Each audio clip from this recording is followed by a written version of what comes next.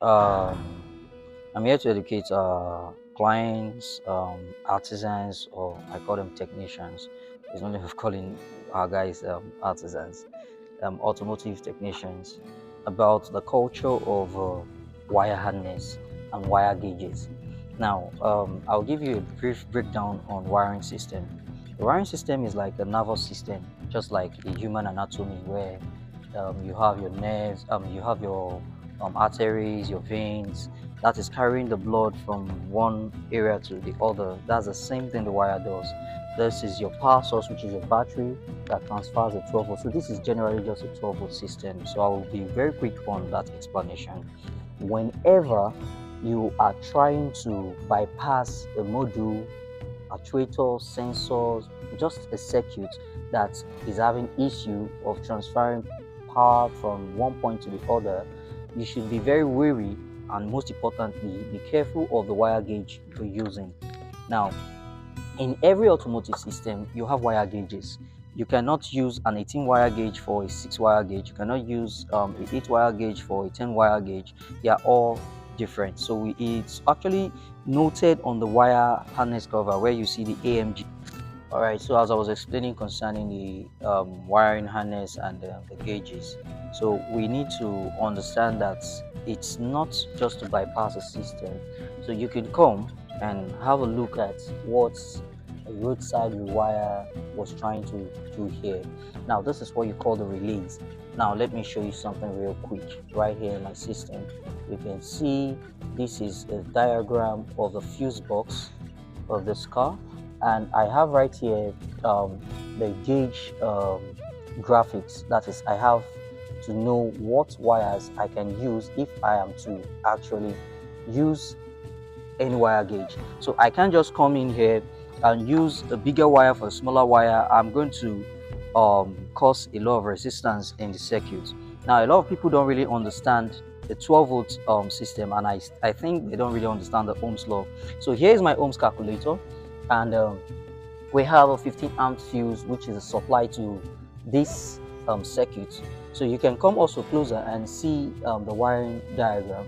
These are what we do right here because we want to be very professional about it. So you have a 15 amps injector fuse that supplies to this circuit. Right here we are going to trace out where the 15 amps fuse is. um, just give me a minute while I scroll through to get the fuse and get that fused out. So you have a 15 amps fuse injector ING right here. Okay. Oh, sorry. That should be on the BCM. That should be on the BCM. So here it is.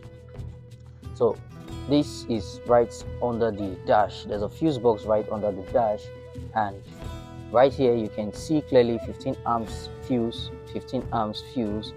Here is the amperage, and we need to do a pure calculation. We have voltage calculator. We know that it's a 12 volt system. What's the amperage is 15. You can do the calculation, and here we have 0.8 resistance. So when you go right on that system, you plug in all your circuits and you measure for ohms. So this is the calculation for ohms. Measure your ohms. You should have a 0.8 ohms for resistance on that circuit. So right here you can see that we definitely want to give what you call proper diagnosis, fitting to check all the systems in the car. And when you now have a different gauge wire, so it's a very simple system. The way I explain electrical or electronics is just like you have a water tank that is supplying water from the water source, and you now have a bigger pipe, and you know the bigger pipe the lower pressure, the smaller pipe the higher pressure. So it's still the same principle that adheres to the electrical system. So it's depending on how much flow of current from the battery to the wiring system. So if you have a bigger wire to a smaller wire, you cause excess resistance. And most of the time you have fire outbreak because there is excess heat in the wiring system. It's either is going to repel or it's going to adjust to the way the system is and damage that circuit. Now, right as I was explaining earlier about this wiring system, there is no ground in this circuit. Ground is like your negative. You don't have ground in this circuit. So for you to understand what I meant by ground, you can come here and I want to show you what the continuity system looks like. So if I put it right here, now you can see that there is continuity, meaning that this is ground. So what the rewire is actually looking out for is the ground. There is need for ground on the system, but instead of investigating why there isn't a ground in that circuit, he had to bypass it and feed the ground directly into the relay. And these mishaps are what we see every day in our workshop. We get this report of lack of professionalism, lack of educational tutorials, ideas. A lot of technicians just believe that for you to bypass the system, it's as long as it's working. Also, the fuse. This is a fuse that was actually broken. The fuse is broken, but look at the lack of unprofessionalism. This is what they used in actually making the continuity on the fuse. For me to show you that this fuse is broken, you could see right here. I want to test the fuse if it's actually broken.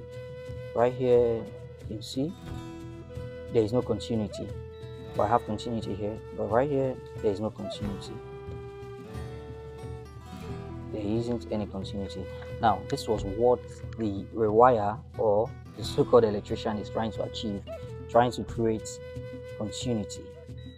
Now you have continuity, but the problem here is he was creating an excessive resistance on the circuit. So if we're supposed to have, just as the way I explained, we're supposed to have 0.8 ohms on that circuit, we might have a higher resistance on that circuit, and that circuit might not function to the way the manufacturer actually designed the vehicle to function. Take for example your ignition coil, which is what we are actually battling on this field here. On this field here, we have, this is an ignition coil circuit, and we were supposed to have this is a 12-volt system. We're supposed to have our ground, our ignition signal, voltage reference, and ground. So it's a 4-wire system, and which is what we have here with a color code. So right here, what we do is professionalism. We have the top-notch tool, softwares, and accessories to make sure that this vehicle comes top-notch. And by the time we're done, because we are going to be changing the wire harness, make sure your wire harness is coated. It's always coated. This is the wire harness coat. The coat is meant to resist excess heat in the engine room, and I believe a lot of vehicle owners don't really understand the necessity of looking out for any little errors in their vehicle. So what I believe, or what I feel, is you take your vehicle to your mechanic after watching this video, have them assess your wiring harness to see if there is no area, if there is an area that is open and adheres to excess adheres to the manufacturer's specification on the wiring system. So this wire is open and it's prone to damages from heat, whatever things that might have occurred in the area that has damaged this wiring system, because the more the heat, the more resistance it becomes and gets a bit really thicker and start breaking up inside. So I want you to also keep an eye on this project, and why we change the wire harness, we'll give you a feedback right there.